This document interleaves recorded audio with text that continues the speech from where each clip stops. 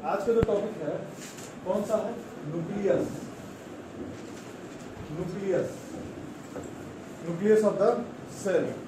इसमें plant cell और prokaryotic और यूकैरियोटिक का क्या था कंडीशन? न्यूक्लियस नहीं होता, क्या होता उसके बदले? न्यूक्लियोइड। क्या है? आरएनए। उसी को कलेक्टिव में क्या बोलते हैं? Nucleic acid. ठीक है, सही। तो न्यूक्लियस ऑफ द सेल में जो पहला पॉइंट रहेगा, तो पहले डायग्राम यहाँ पे बता देते हैं, सिर्फ एक्सप्लेन कर रहे हैं। इसमें क्या है, ऐसा रहेगा, ये न्यूक्लियस वेल डेवलप्ड,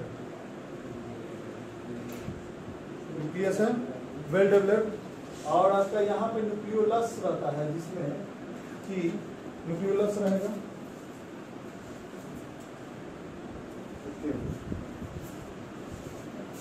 न्यूक्लियोलस ऐसे। अच्छा, ये जो हम जो पहले स्ट्रक्चर ऑफ फंक्शन, इसका डायग्राम देख के बायोलॉजी में कोई भी टॉपिक रहेगा, कोई भी टॉपिक बायोलॉजी में नहीं, और 11th जो भी लाइन है उसमें आपको पहले क्या करना, डायग्राम बनाना है, तब उसमें स्ट्रक्चर ऑफ फंक्शन लिखना है। तो पहला का यहाँ पे topic structure,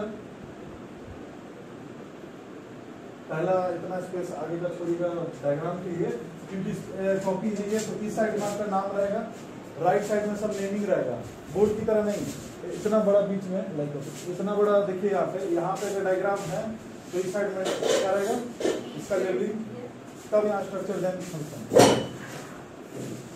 structure, okay. First point, कैसा सेल का लग रहा है, गोल है, तो ये तो बोर्ड पर है, तो लिखेंगे इट इज ओवल। पहले जो देखते जा रहे स्टेप बाय स्टेप, ओवल और स्पेरिकल। अगर तुम एक नजर देखो तो लगेगा ओवल शेप का है, डायरेक्ट सर्कल नहीं होगा, जरी लाइक स्ट्रक्चर है। तो ये हो गया। अब देन स्पेरिकल आपको इसलिए दिखेगा क्योंकि अगर आप और ज्यादा जूम करो इलेक्ट्रोमैग्नेटिक से, तो डायरेक्ट आपको दिख रहा है स्पेरिकल रहता है, जैसे घूमते रहता है, पूरा कवर रहता है। ये तो देखने को मिलता है जब इसको समझ लो, क्रॉस सेक्शन करेगा तब। इट इज ओवल और spherical in shape. Next, it consist double membrane. तो जो दिख रहा है उसी से पॉइंट बनाएंगे और देखेंगे कि बुक पे भी पॉइंट क्लियर होगा। इट कंसिस्ट डबल मेम्ब्रेन, कैसे स्ट्रक्चर बताना है ना? हाँ। तो ये पहले आपका कौन सा है, आउटर मेम्ब्रेन। आउटर मेम्ब्रेन बाहर का मेम्ब्रेन है, जो भी फूड पार्टिकल्स, जो प्रोटीन पार्टिकल्स वगैरह जो भी है इसमें, ये अंदर पोर से जाएगा, तो पोर यहाँ रहा, न्यूक्लियर पोर। अच्छा, पोर नहीं लिखेंगे डायरेक्ट, न्यूक्लियर पोर लिखेंगे, इंपॉर्टेंट है ये। नेक्स्ट जो इसमें आएगा, इसके बारे में ब्रेन ऑफ द सेल है, it is brain of the, it is also called brain of the cell. क्यों बोलते हैं ब्रेन ऑफ द सेल? क्योंकि सेंट्रल पार्ट कंट्रोल कर रहा है। किसी का ब्रेन अगर डिस्टर्ब हो जाए तो उसका पूरा बॉडी का फंक्शन गया। तो लिखेंगे it controls centre, it controls centre,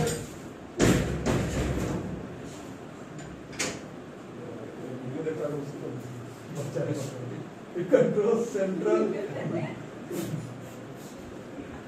ठीक है, देखिए, it controls central parts of the cell. जो सेंट्रल पार्ट है सेल का, जो सेंटर पार्ट होगा, मतलब पूरा सेल है, तो सेंटर पार्ट को कंट्रोल कर रहा है सेल का। आ रहे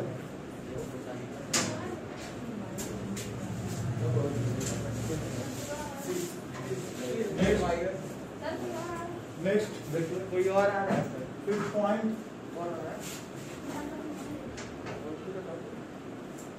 फिफ्थ पॉइंट में क्या होगा, डबल मेम्ब्रेन आ गया। इसमें देखते हैं, it has nuclear core, it has inner membrane. अब इनर मेम्ब्रेन देख के बनाएंगे, इनर मेम्ब्रेन कहाँ है, इनर मेम्ब्रेन एज्यूम हो रहा है। अब ये न्यूक्लियोलस है, तो ये जो तीन पार्ट है इसी को बोलते हैं न्यूक्लियर इन्वेलप। पहले आप कोई भी इन्वेलप खोलते हो, इन्विटेशन का जो भी या मैसेज का इन्वेलप खोलते हो, सबसे पहले आपको जो ऊपर का मेम्ब्रेन होता है, परत होता है, उसको गम लगा होता है, उसको पहले हटाते हो, तब आपका नेक्स्ट मेन मटेरियल पे जाते हैं।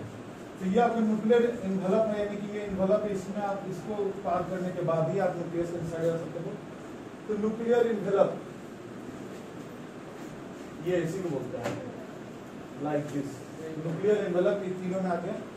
नेक्स्ट जो पॉइंट है कि न्यूक्लियोलस हो गया, तो इसके अंदर क्रोमैटिन मटेरियल है, ऐसे जलेबी लाइक समझ लो। अच्छा, क्रोमैटिन मटेरियल,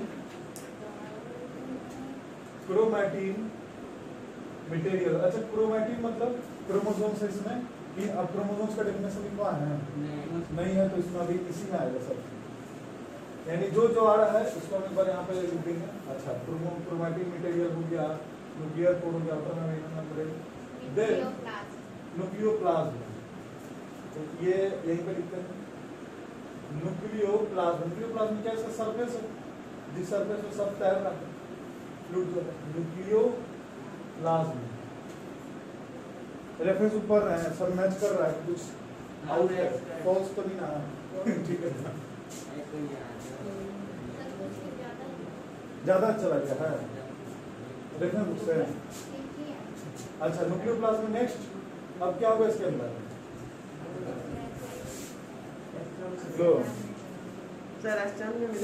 न्यूक्लियोलस। अच्छा, वो लिखते हैं न्यूक्लियोलस, इसका क्या क्रोमोसोम्स बनाएंगे, न्यूक्लियोलस। नहीं, क्रोमैटिन है, न्यूक्लियोलस के अंदर होगा, डीएनए आरएनए सब न्यूक्लियोलस के अंदर है, यही है राइट।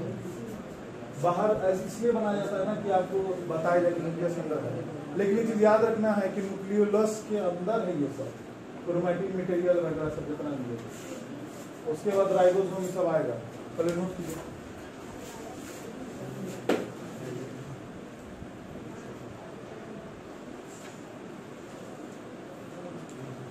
स्ट्रक्चर तो हो गया है, कुछ बच रहा है, तो अच्छा यहाँ पे भी क्रोमैटिन है।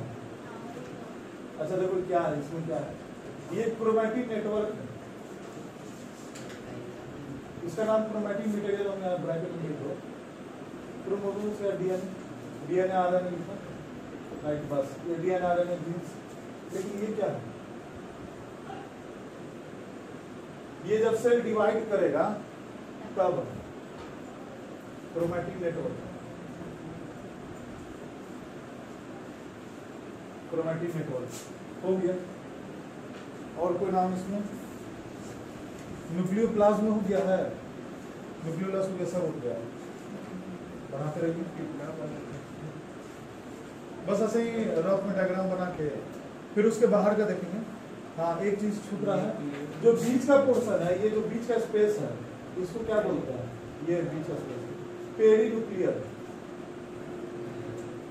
पेरीन्यूक्लियर स्पेस, पेरीन्यूक्लियर स्पेस, ठीक है, कोई टॉपिक छूटना नहीं चाहिए। अब आगे रफ एंडोप्लाज्मिक रेटिकुलम और स्मूथ। रफ एंडोप्लाज्मिक रेटिकुलम ऐसे है, रफ है तो इसका मतलब क्या होगा कि इसके ऊपर, हाँ, तो माइक्रोस्कोप से ये रफ दिखा, तो देखिए जूम करके देखिए इसमें कोई चीज चिपका हुआ है, वो है क्या, राइबोसोम। अब एक और चीज आपको टेबल बनवाएंगे जो बहुत इंपॉर्टेंट है, उसके बाद आपका चैप्टर क्लियर हो जाएगा, नोट्स बनेगा तो उसको हमेशा के रखिएगा, काम आएगा। इसको देखिए टॉपिक मिटा दे रहे हैं, यहाँ पे नाम लिखना है। तो ये आपका रफ एंडोप्लाज्मिक रेटिकुलम, ये आपको ना नीट में काम आ जाएगा। एंडोप्लाज्मिक रेटिकुलम उस समय का नोट्स में नहीं लिखा जाएगा, RER। ये इसमें राइबोसोम है तो राइबोसोम भी लिखेंगे, ये राइबोसोम यहाँ पे लिखेंगे, ऐसे करके राइबोसोम फटाफट बनाएंगे जैसे तैसे भी हो जाएगा स्पीड में। ये है आपका smooth endoplasmic reticulum, smooth SER, smooth endoplasmic reticulum में क्या देखिए, वो जो जितना भी आपका सेल आपको दिख रहा है, प्रोटीन, लिपिड्स, अनदर चीज, वो ये बनाता है स्मूथ एंडोप्लाज्मिक। कोई राइबोसोम नहीं, ये प्रोटीन बनाएगा। प्रोटीन जब समझो तुम कोई रोबोट बनाए और उसमें कोई बैटरी लगाओ या कोई इलेक्ट्रिसिटी, कोई पावर दो, तो पावर तो प्रोटीन है, लेकिन जो बना तुम मटेरियल बना रहे हो दिस, ये काम है स्मूथ एंडोप्लाज्मिक रेटिकुलम का, दोनों इंपॉर्टेंट है। कंप्लीट हो गया इनर मेम्ब्रेन आउटर मेम्ब्रेन। अब स्ट्रक्चर हो गया है, इट न्यूक्लियस इट कंसिस्ट, देखो 5 पॉइंट पे स्ट्रक्चर का लिखना है, देख के ही दिखा रहा है। It is Oval shape, Oval को अंडरलाइन, स्फेरिकल को अंडरलाइन इन से। इट कंसिस्ट डबल मेम्ब्रेन, ये जरूर एग्जाम में पूछेगा। डबल मेम्ब्रेन कैसे, आउटर मेम्ब्रेन भी इनर मेम्ब्रेन भी। आउटर मेम्ब्रेन जो है वो क्या है, पोरस है। आउटर मेम्ब्रेन आपका पोरस है, आउटर मेम्ब्रेन पोरस है। लिख भी सकते हो या छोड़ दो, लिख दो क्योंकि सब बनाएंगे राइबोसोम अभी, तो दिख रहा है, जो दिख रहा है वही लिखना है। देखो इसमें राइबोसोम पूरा फैला हुआ है, लेकिन स्मूथ एंडोप्लाज्मिक रेटिकुलम में कोई राइबोसोम नहीं है। तो इट कंसिस्ट, ये लिखेंगे डबल मेम्ब्रेन, तो यहाँ ब्रैकेट में लिख सकते हो outer membrane equal to porous. Porous यानी पोरस नहीं, क्या रफ। अच्छा छोड़ो, उसमें तुम डायग्राम बना दी ना, कहने का मतलब समझ गया ना, ठीक है। SER स्मूथ एंडोप्लाज्मिक रेटिकुलम, ये पूरा है बस स्मूथ, रफ की जगह पे स्मूथ, चिकना है। ये बताएंगे इसको बड़ा, इसका बड़ा डायग्राम बनाएंगे। तो ऐसे ही करके स्ट्रक्चर बना लो। इट कंसिस्ट 3 पार्ट्स, 3 पार्ट्स है न्यूक्लियस में पढ़ना। पहला न्यूक्लियर इन्वेलप, दूसरा न्यूक्लियोलस, तीसरा क्रोमैटिन मटेरियल। ये 3 की वजह से न्यूक्लियस क्या है, न्यूक्लियस है। ये 3 को से न्यूक्लियस क्या, न्यूक्लियस। अब फंक्शन लिखेंगे, तो पहले पूरा नोट कीजिए, पास कर दीजिए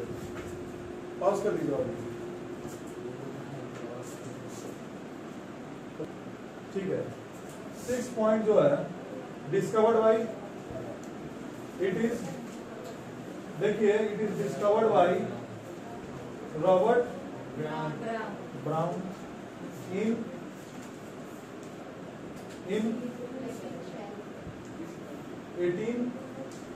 1831। 7th में प्लांट सेल में, देखिए प्लांट सेल में बताइए यहाँ पर, प्लांट सेल में इक्वल टू कहाँ पर, सेंटर में कि साइड में, तो लिखेंगे साइड में, साइड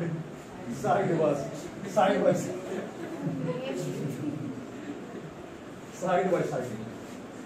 और एनिमल सेल में सेंटर में। अच्छा ये इसलिए में तरह लिखा रहे हैं, अपोज करके हो गया। फंक्शन जो है, फंक्शन है बताइए क्या क्या देखें।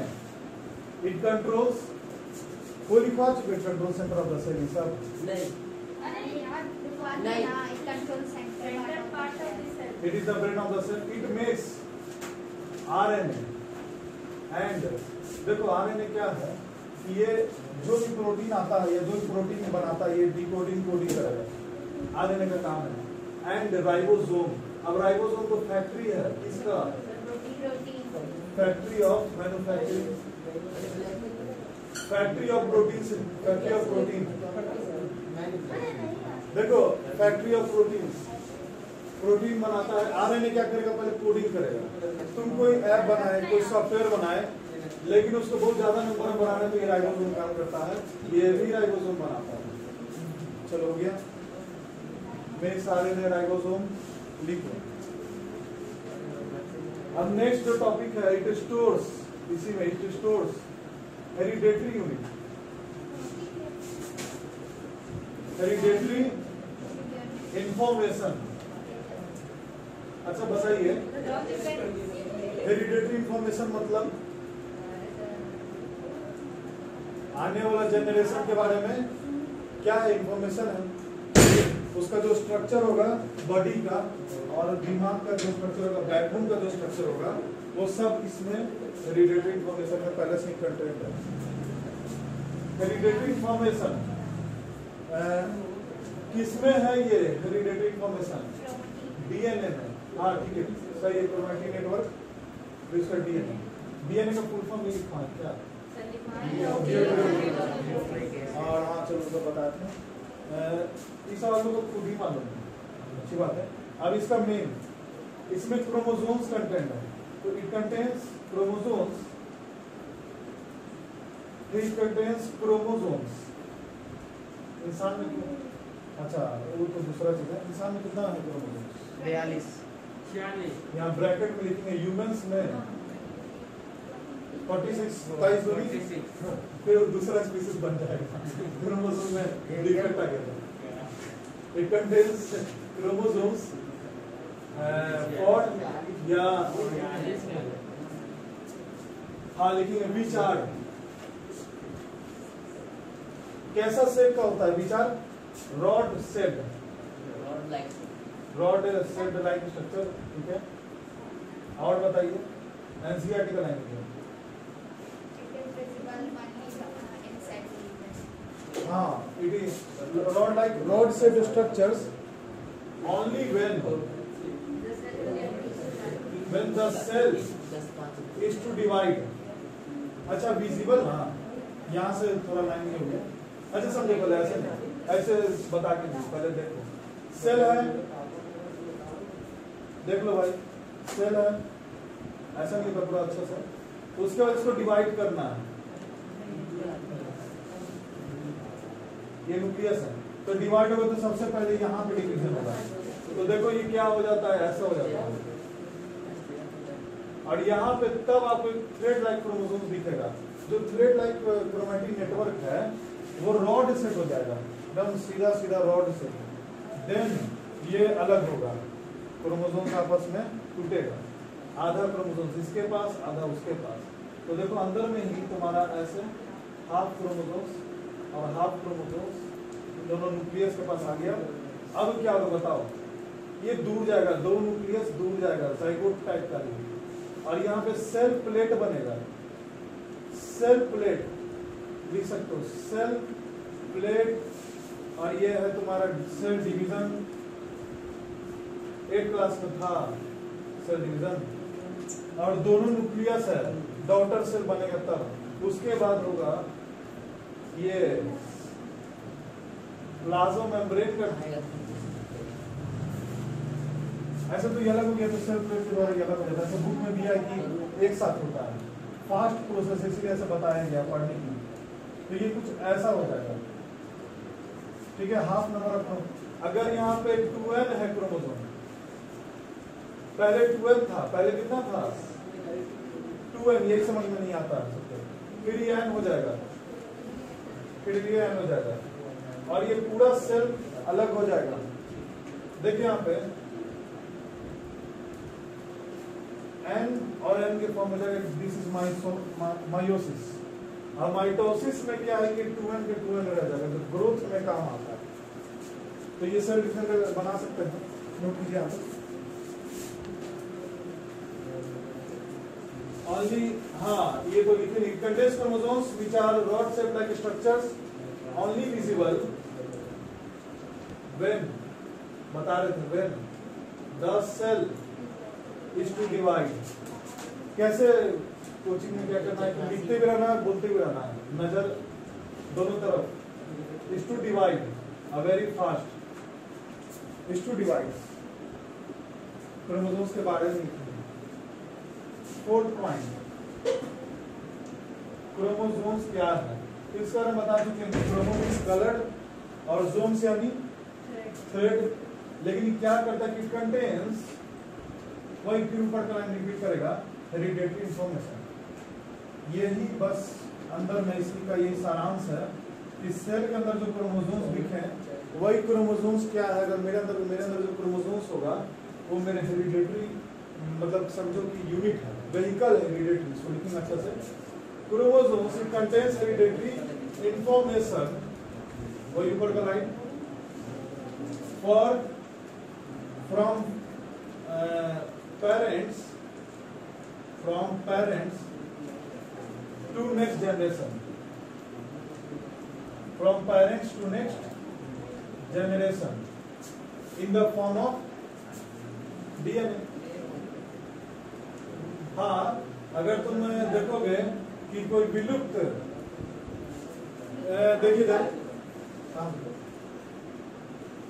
कोई विलुप्त जानवर या कोई भी स्पीसीज विलुप्त हो गया, डिस्ट्रिक्ट हो गया, उसका डीएनए अगर मिल जाता है, उसको आदमी रिसर्च करता है, कैसे डायनासोर के बारे में पता चल गया, कुछ तो उसका फॉसिल्स था, उस पे जो डीएनए थे उसको ऊपर देखा गया, तो डीएनए ही सारा आंसर, डीएनए वेरी इंपॉर्टेंट।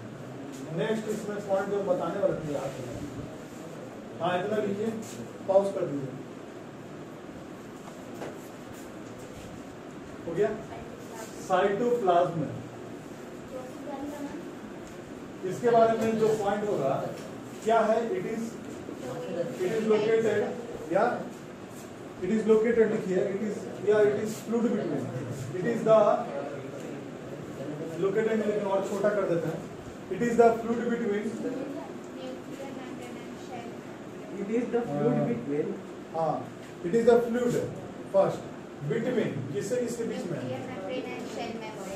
हाँ ऐसे भी देखिए ऑर्गेनेल्स और सेल मेम्ब्रेन के बीच में, क्योंकि पूरा आ गया, साइटोप्लाज्म पूरा आ गया, प्रोटोप्लाज्म भी, हाँ तो लिखेंगे it is cell membrane and organelles, आप देखो थोड़ा सा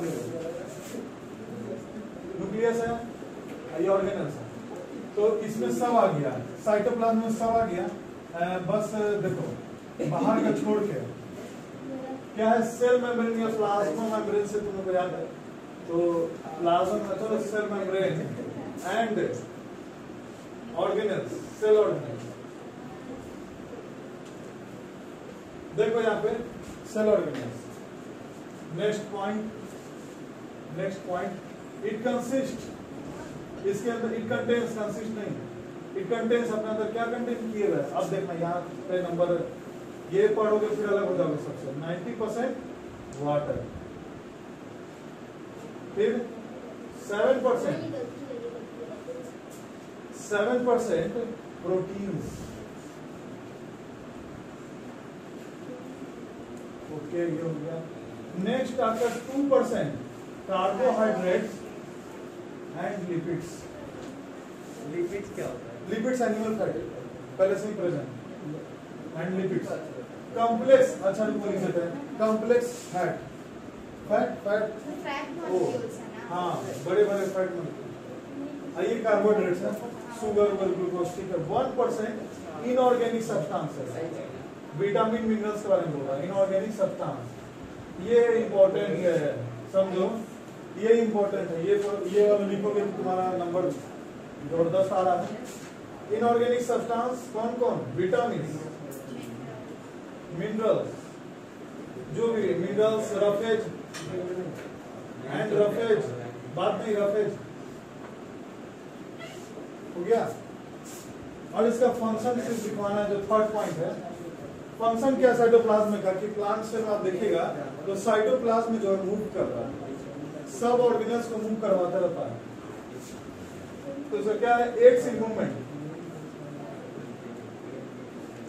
डोंट टॉक एड्स वाला वर्ड्स नहीं है, ये एड्स मींस कारण, इन मूवमेंट का कारण बनता है, सेल में जो भी मूवमेंट है हो रहा है, अंदर में तुम्हारा मॉलिक्यूल्स है या कोई टॉक्सिक सब्सटेंस को किधर भेजना है, ये सब साइटोप्लाज्म में काम है। पास करूं,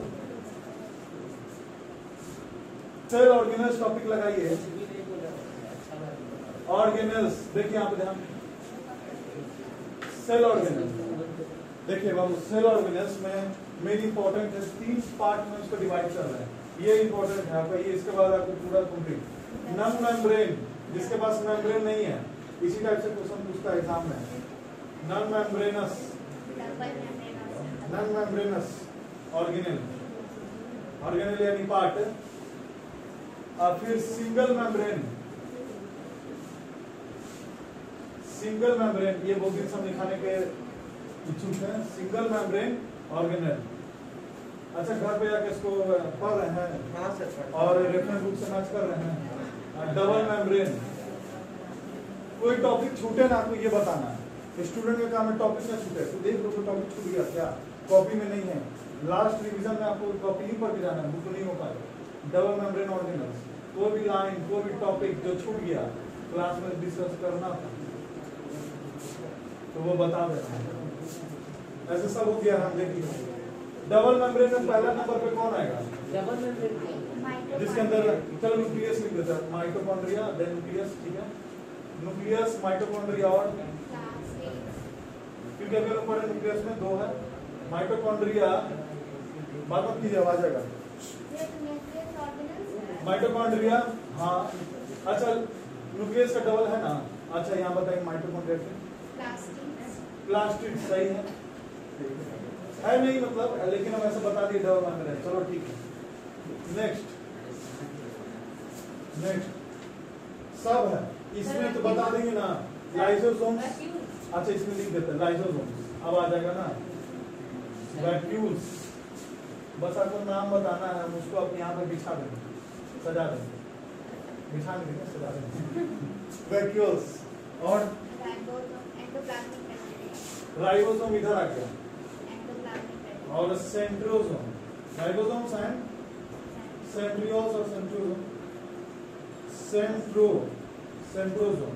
इसी में कंसिस्ट सेंट्रियोल्स, ठीक है ना, सेंट्रोसोम और उसी में सेंट्रियोल्स है।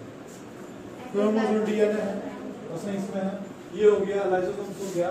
और एंडोप्लाज्मिक रेटिकुलम में ईआर लिख देते हैं, endoplasmic reticulum. Next Golgi apparatus। Next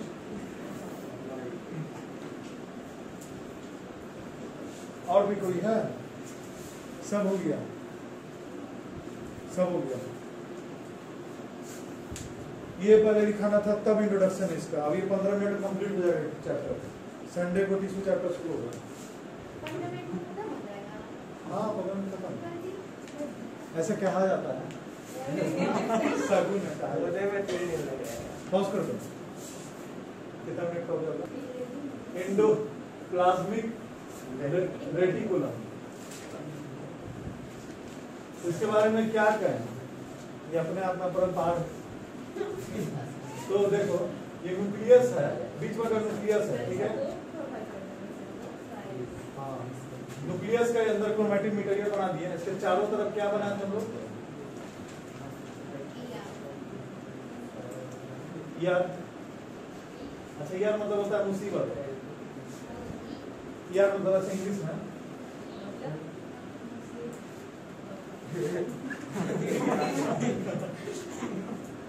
अच्छा ठीक है, पहली बार पढ़ाते हो वहां से ऐसे नहीं, तो हम ही होते हो गए। ये हो गया। ये क्या समझ जा रहा है? ये एंडोप्लाज्मिक रेटिकुलम है।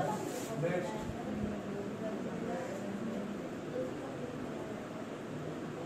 अच्छा से बनाना है, किताब में नहीं दिया है, दिया है देख लो, बना लो सिंपल, स्पेस भी छोड़ सकते हो। हो गया। इसके चारों तरफ ऐसा है और ये भैया इसे अब ये क्या है? पूरा फैला। हाँ हाँ देखें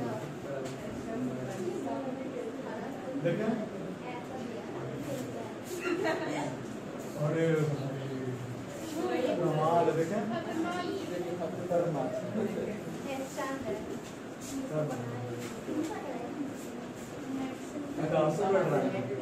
ये हो गया। इसको बनाते रहिए, देखिए पहले फटाफट हाथ चलाते रहिए, कंप्लीट करना है पूरा। ये क्या है? पहला स्ट्रक्चर हाँ हाँ नहीं वो तो है, बोल रहा सेल और नहीं दिखा रहा। नहीं चैप्टर 1 सेल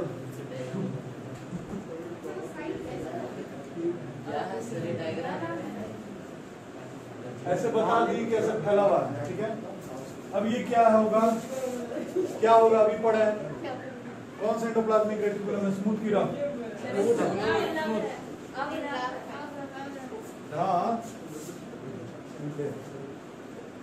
नहीं सही बन रहा है, इतना ही बनाएंगे, ज्यादा सीट्स नहीं बनाएंगे। ये तो वैकेंट है, अंदर वैकेंट स्पेस है खाली। समझो कि आप यहाँ पे घूम सकते हो ऐसे जाके। ऐसे डॉट डॉट पूरा भर देना। अब देखो, चलो अब देखो नेक्स्ट, देखिए बाबू हो गया रिलैक्स। अब बताइए कि स्ट्रक्चर में आपको क्या दिख रहा है, एंडोप्लाज्मिक रेटिकुलम क्या है। फर्स्ट पॉइंट इट इज को लगाना जरूरी है। It is what, large network of, NCERT का लाइन है, लार्ज नेटवर्क ऑफ, एनसीईआरटी खोल लीजिए, एनसीईआरटी खोल के रखिए, जो भी है large network of membrane. Large network दिख रहा है ना अभी, लार्ज नेटवर्क ऑफ मेम्ब्रेन है लिखा हुआ ये लाइन। और बताइए मेम्ब्रेन बाउंड, ऐसे बोलने से याद होगा, मेम्ब्रेन बाउंड ट्यूब्स, ट्यूब्स और शीट्स, ट्यूब्स एंड शीट्स। अच्छा ट्यूब नहीं है, ट्यूब नहीं बना है, तो देखो ट्यूब आपका ये रहा, ट्यूब आपका ये रहा, वोल्केनो जैसा है। ये पूरा आगे फैला है, सबसे पहले rough endoplasmic reticulum, then smooth endoplasmic reticulum, ठीक है। चलो लगता है आज अब नहीं हो पाएगा, रफ एंडोप्लाज्मिक रेटिकुलम हो जाएगा। रुकोगे? कौन आया है वो जो 15 मिनट में वाला? नहीं है, चलो हो जाएगा। सर हम चार हाँ तो निकल वीडियो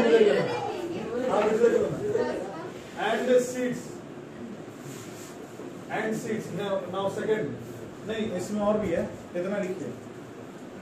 सेकंड पॉइंट कैसा दिख रहा है आपको? Long tubules, it is also,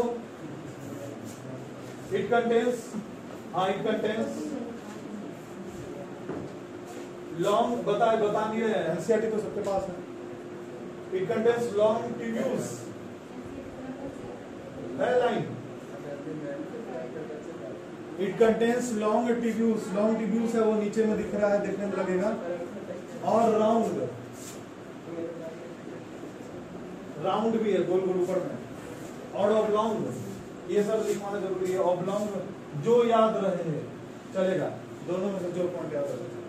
oblong backs, back की तरह, ये देखो लंबे लंबे बैक की तरह है, ऑब्लॉन्ग बैक्स। वेसिकल्स बोलते हैं इसको, वेसिकल्स, वेसिकल्स यानी बैग, ठीक है, बैग लाइक स्ट्रक्चर, वेसिकल्स बोलते हैं। जितना वर्ड मीनिंग जानो, कोई भी किताब पढ़ो, कोई भी चैप्टर पढ़ो, पहले वर्ड मीनिंग उसका पूरा लिख लेना और हमको दिखा देना, चैप्टर जरूर। और उसमें जो डॉट डॉट है वो क्या है? राइबोसोम। अब तो राइबोसोम याद हो गया होगा, ठीक है। थर्ड पॉइंट इसका फंक्शन लिखिए, फंक्शन।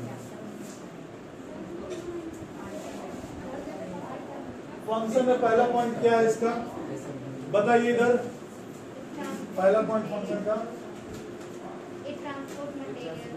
अच्छा है, मतलब क्या मैन्युफैक्चरिंग यूनिट है, तो it is the manufacturing, okay, manufacturing right unit of the cell, what, पहले ऑफ द सेल, हाँ ऑफ द सेल, लेकिन किस चीज का मैन्युफैक्चरिंग करा अब आएगा, हाँ ठीक है।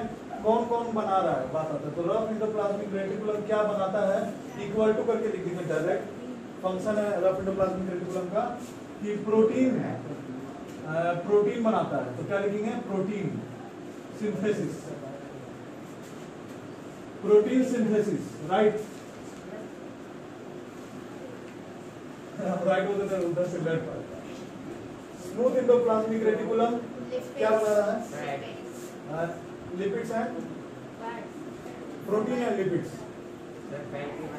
प्रोटीन एंड लिपिड्स बनाता है कि हाँ सही है, ये भी प्रोटीन बना रहा है, प्रोटीन एंड लिपिड्स नहीं वहां पे पाया जाता है, यहाँ पे पाया जाता है, तो ठीक है, प्रोटीन एंड लिपिड्स। हाँ फैट नहीं बनाता है, ये फैट नहीं बनाता है, रफ एंडोप्लाज्मिक ये फैट बनाता है। चलो लिख दो भाई, लिपिड्स को ना फैट मॉलिक्यूल्स कहते हैं। हाँ हाँ तो फिर फैट एंड लिपिड्स, चलो मिटा दो। प्रोटीन है, प्रोटीन होगा। ये मेरे को तो लिखना सही है। फैट मॉलिक्यूल्स एंड प्रोटीन्स यहाँ पे पाए जाते हैं, ये सिंथेसिस भी है। अच्छा देखो ये क्यों बना रहा है प्रोटीन, तुम समझो। उतना प्रोटीन नहीं बनाएगा जितना प्रोटीन है पर्टिकुलर है, लेकिन ये जो यहाँ पे जो प्रोटीन बन रहा है स्मूदी में, वो काम में आएगा। देखना फॉर, कोई बता सकता है फॉर मेकिंग ऑफ, फॉर जो प्रोटीन और लिपिड्स बन रहा है वो किस काम के लिए है? कोई पढ़ा है? मेम्ब्रेन बायोजेनेसिस, सेल मेम्ब्रेन को बनाने के लिए लिखेंगे। Protein and lipid synthesis is helpful, हाँ, is help in the formation of, helpful in the formation of, simple English speaking, in the formation of, बताइए खुद बताइए, सेल मेम्ब्रेन और मतलब सेल मेम्ब्रेन और प्लाज्मा मेम्ब्रेन, ऐसे याद रहेगा। Plasma membrane, this is called, ये सारा पॉइंट आपका बायोलॉजी का जितना भी किताब है सब पॉइंट क्लियर हो गया। This is called membrane, bio membrane किसका है? इसका मेम्ब्रेन नहीं है, थिंग्स का नहीं है, लिविंग थिंग्स का है। Membrane biogenesis, membrane bio, bio means life, genesis यानी ऐसा लाइफ जो कि पास होता है एक दूसरे से आगे, जीन्स कंटेंट पास करता है। तो इसमें ये है कि प्रोटीन और लिपिड्स ये फॉर्म करता है। नेक्स्ट इसी में पॉइंट थर्ड में लिखेंगे कि जो प्रोटीन और लिपिड्स फॉर्म हुआ वो और किस काम के लिए आता है? हार्मोन्स और एंजाइम्स के लिए। प्रोटीन एंड लिपिड्स, हाँ, protein and lipids also takes participate